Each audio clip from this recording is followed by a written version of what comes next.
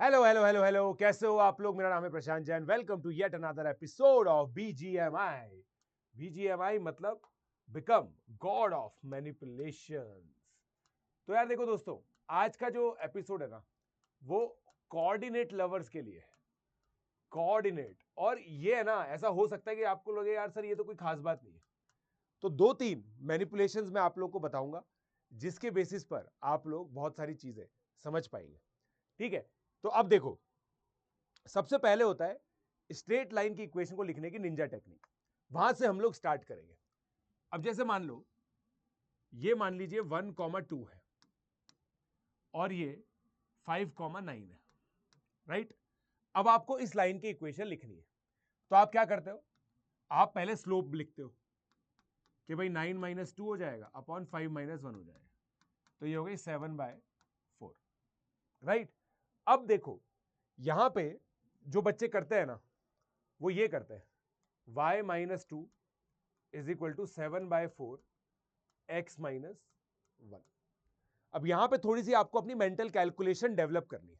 ठीक है, mental calculation थोड़ी सी आप लोग डेवलप करेंगे। मेंटल कैलकुलेशन डेवलप करने से क्या बेनिफिट होगा वो मैं आपको बताता हूं। देखो, अब मैं क्या कर रहा हूं, यहां पे मुझे ये चीज पता है कि अगर लाइन की equation ax plus B Y plus C equal to 0 है, तो इसकी स्लोप -a/b होती है। तो अब मैं इसका उल्टा लॉजिक पकड़ता हूं कि अगर मेरी स्लोप 7/4 है ना, तो इसका मतलब मेरी इक्वेशन कुछ इस तरीके से आएगी, राइट। इस तरीके से आएगी। और अब देखो, बस आपको ये कांस्टेंट है ना, ये कांस्टेंट कैसे निकलेगा, 1,2 इसमें सेटिस्फाई करना चाहिए। 1,2 डाल दो, यहां पे -1 आ गया, आगे एक लाइन में आपकी इक्वेशन आ गई, राइट। तो ये निंजा टेक्निक होती है। कुछ बच्चों को ये ऑलरेडी आती है, जो बच्चे मुझसे पढ़े हुए हैं उनको तो डेफिनेटली आती होगी। अगर आपको नहीं आती है तो इस तरह से लिखने की प्रैक्टिस करें आप लोग। ठीक है, अभी मैं आपको एक क्वेश्चन भी करके दिखाऊंगा ऐसा। ठीक है, अब देखो, जैसे इसमें 5,9 पुट करके देखते हैं। 5 पुट करोगे 35, 9 पुट करोगे 36, आ गया ना। देखो सेटिस्फाई कर रहा है, राइट। तो आपको क्या निकालना है, स्लोप मन में निकालनी है, और फिर आप इक्वेशन धमाधम लिख सकते हैं। तो चलो अब एक ट्राइंगल लेते हैं। थोड़े से देखो अच्छे कोऑर्डिनेट्स ही आते हैं, ऐसे खराब कोऑर्डिनेट्स कभी भी नहीं आते, है ना। तो अपन एक काम करते हैं, एक ट्राइंगल लेते हैं और इसको समझने की कोशिश करते हैं, राइट, है ना। ये 2,5 हो गया, राइट। ये 6,2 हो गया, ये -1, -8 हो गया। बिल्कुल रैंडम पॉइंट्स लिए मैंने। अब देखो मैं कैसे करूंगा। सबसे पहले मैं इसकी स्लोप देखता हूं। इसकी स्लोप हो गई -3, 2 - 5 अपॉन 4। तो देखो इक्वेशन कैसे लिखूंगा मैं, 3x, अब यहां नेगेटिव है तो यहां प्लस आ जाएगा, 4y, अब इनको पुट कर दो, 3 × 2 6, 20, 26। सेटिस्फाई करके देख लो, सेटिस्फाई कर जाएगी। अब यहां पे स्लोप लिखो, 2 - -8 10, 10/7। तो इसकी इक्वेशन हो जाएगी 10x - 7y। और हमेशा देखो पॉजिटिव चीजें लेने की कोशिश किया करो, 46 आएगा यहाँ पे, राइट। सेटिस्फाई करके देख लो, 56 सही है। अब इधर देख लो, इसकी स्लोप आएगी 13/3। बिल्कुल गंदी गंदी स्लोप आ रही है देखो, फिर भी अपन लिख पा रहे हैं। तो 13x - 3y is equal to 2 डालोगे 26, 15, 11, ये आ गया आपका। समझ गए मेरी बात को। ये तीन इक्वेशन धड़ल्ले से आपकी आ गई, राइट। अब आप सोच के देखो, कोई बोले कि सर आप तो मीडियन लिख दो। मीडियन लिखने में आपको दिक्कत आएगी, देखना सर। तो मैं एक मीडियन लिख के बताता हूं। देखो आपको मीडियन क्या होती है भाई, ये मिड पॉइंट से पास करती है। मिड पॉइंट कितना होगा, 2 + 6/2, 4, कॉमा, अब 5 + 2, ये 7/2 हो गया, राइट। अब देखना मैं कितनी स्टाइल से इसकी स्लोप लिखूंगा। मैं इसको 3.5 ले रहा हूं, 3.5 माइनस और -8 तो +8 हो जाएगा, वो 11.5 अपॉन 5। तो सिंपली मैं उसको क्या लिखूंगा, 23/10। तो अब ये क्या हो गया, देखो 23x - 10y, और इसमें मैं 4,7/2 सेटिस्फाई कराऊंगा, 92 - 35 विच इज 57। ठीक है, आप सेटिस्फाई करके देख लो, 57 इसके अंदर आ जाएगा आपका, करेक्ट। तो इस तरीके से आप लोग इक्वेशंस लिख सकते हो। अब देखो दोस्तों, यहां पे क्या है ना, कभी कभी क्या होता है, कोऑर्डिनेट्स बहुत गंदे दिए होते हैं।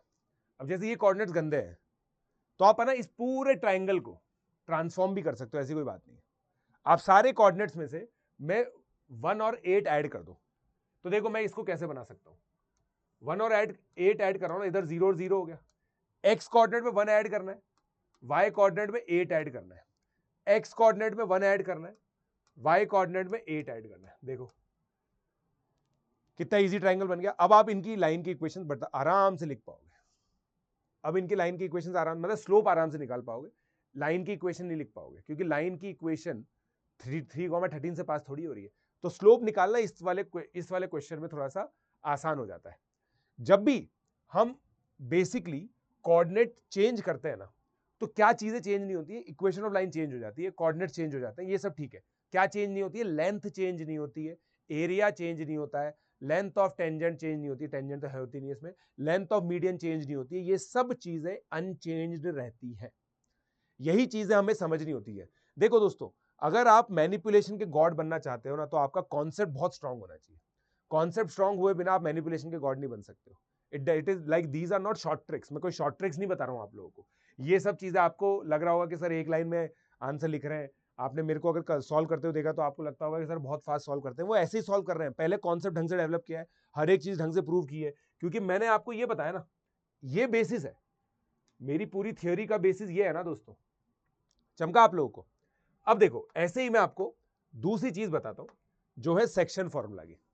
सेक्शन फॉर्मूला के अंदर जो निंजा टेक्निक लगती है ना, वो क्या है, जैसे मान लो आपको 3,2 में किसी को डिवाइड करना है, राइट।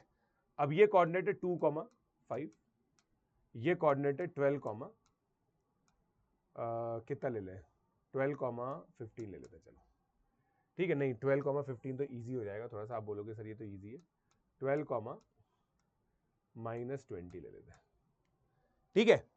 अब देखो यहां पे क्या हो रहा है, आप ये चीज समझो, एक्स कोऑर्डिनेट में कितना चेंज हो रहा है, +10, राइट, ये एक्स कोऑर्डिनेट का चेंज है। वाई कोऑर्डिनेट में कितना चेंज हो रहा है, -25। अब आप बेसिकली देखो, जो आप बचपन में करते थे ना कि यार ये एक नंबर लाइन है, ठीक है, उसको 5 पार्ट्स में डिवाइड करो, 1 2 3 4 5। तो ये वाला जो पॉइंट है ना, ये इसको 3:2 के रेशियो में डिवाइड कर रहा है, राइट। यही लॉजिक होता है ना। तो अब मैं यहां क्या कर रहा हूं कि अगर डेल्टा एक्स 10 है और आप ये देखो कितने पार्ट्स है, ये 3:2 में डिवाइड कर रहा है, मतलब मैं 5 पार्ट्स में अगर इसको डिवाइड करूं इस पूरी लाइन को, तो एक पार्ट में 2 आ जाएगा, तो 3 पार्ट में कितना आ जाएगा, यहां पे +6 आएगा, फिर इधर +4 आएगा। मतलब जब आप ये +10 कर रहे हो ना, तो यहां से लेकर यहां तक +6 हो गया, यहां से लेकर यहां तक +4 हुआ है, तो +6 हुआ है ना, तो एक्स कोऑर्डिनेट आपका 8 आ गया सीधा एज इट इज। सिमिलरली यहां पे अगर आप ध्यान से देखोगे ना, तो y कोऑर्डिनेट के अंदर एक पार्ट -5 के करस्पॉन्ड कर रहा है, तो -15 होना है, तो 5 - 15 -10 आ गया, दैट्स इट। तो आपका x और y कोऑर्डिनेट सीधा ऐसे आ सकता है। ओरिजिनल तरीका क्या होता है दोस्तों, m2 x1 है ना, ये पता ही है ना आपको कैसे निकालते हैं, दिस 3 × 12 + 2 × 2 अपॉन 5, ऐसे निकालते हैं x coordinate. m2 x1 plus sorry mx2 plus nx1 upon m plus n, ये x कोऑर्डिनेट होता है, y कोऑर्डिनेट भी ऐसे ही निकलता है, राइट। सही बोल रहा हूं मैं, ठीक है ना। तो इस तरीके से आप लोग यहां पे ये चीज कर सकते हो, ओके। चलिए अब अगला एक और मैनिपुलेशन, जो लास्ट मैनिपुलेशन है इस चैप्टर की, वो मैं आप लोगों को बता देता हूं, ठीक है। बट वो निंजा टेक्निक है ना स्ट्रेट लाइन की, वो प्रैक्टिस करना दोस्तों, काफी सारी चीजों पे आपको प्रैक्टिस करनी पड़ेगी वो, ठीक है। अब देखो एक और चीज मैं आप लोगों को बताता हूं, राइट, है ना। जैसे एक क्वेश्चन आता है, इमेज ऑफ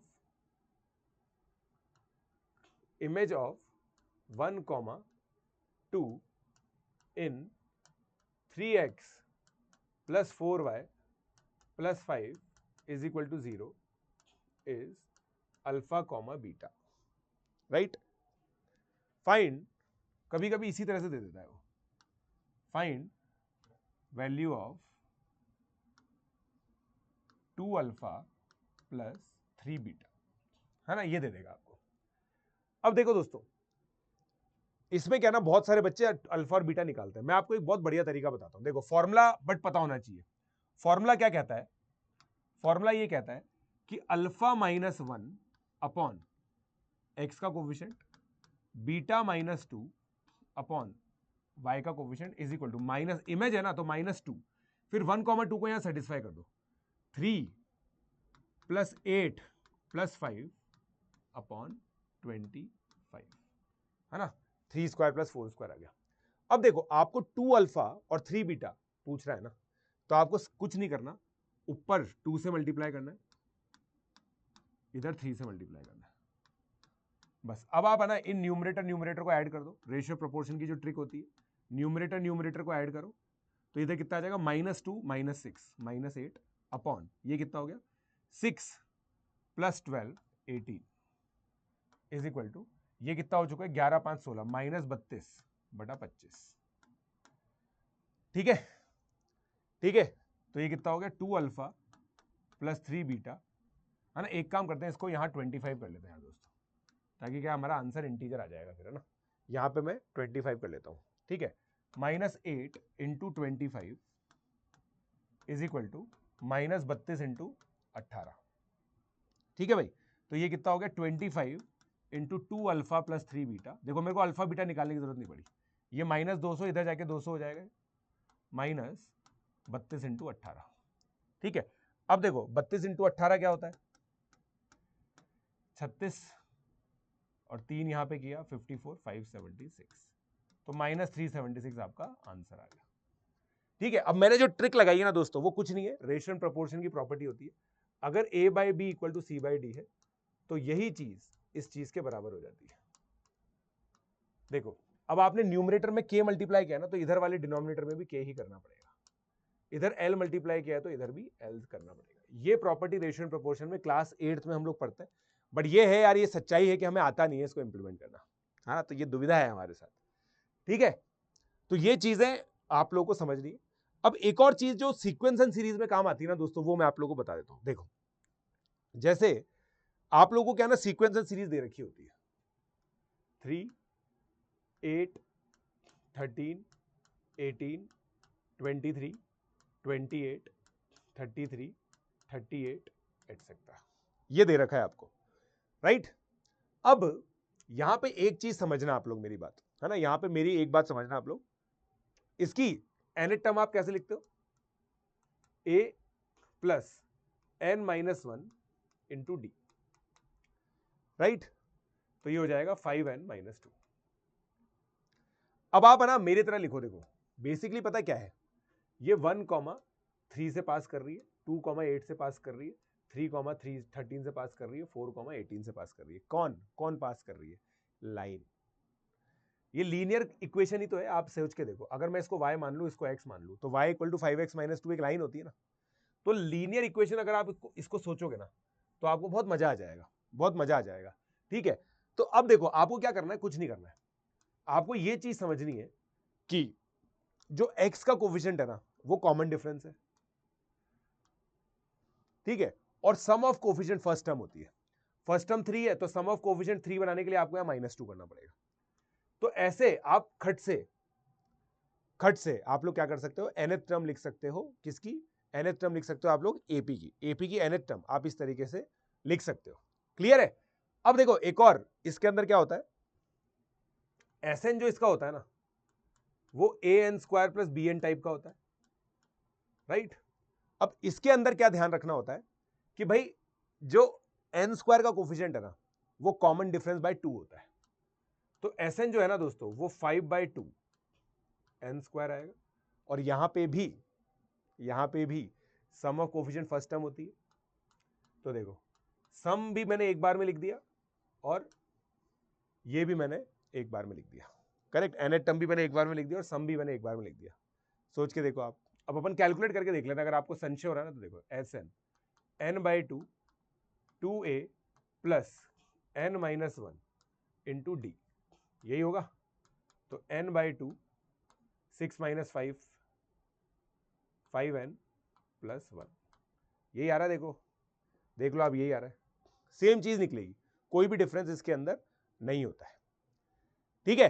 तो आई होप आप लोग को दोस्तों समझ में आए। इसी तरह के जो मैनिपुलेशंस है वो हम लोग लेके आते रहेंगे, और अगर आप लोग मुझसे पढ़ना चाहते हैं इस तरह के मैनिपुलेशन रोजमर्रा की जिंदगी में आप सीखना चाहते हो तो BGMI मेरा जो कोर्स है वो आप लोग ले सकते हो। केवल मैथमेटिक्स का कोर्स है दोस्तों।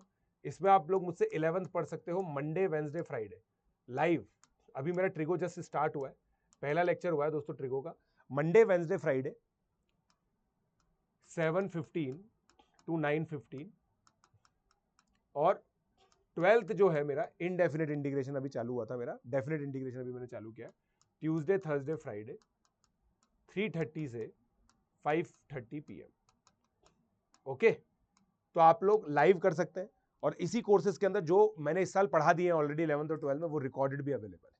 तो और एक चीज ध्यान रखें, डिस्क्रिप्शन में लिंक तो अवेलेबल है ही सही, पीजे लाइव कोड आपको यूज करना है और पीजे लाइव कोड यूज करके आप लोगों को सब्सक्रिप्शन लेना है। चमका आप लोग को?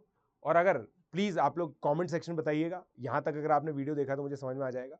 अगर आप लोग को जो भी मैनिपुलेशन सबसे अच्छा लगा ना वो लिखिएगा इसके अंदर, ठीक है? Right the best manipulation which you like, ठीक है? चलो मिलते हैं आप next Wednesday, let's crack it.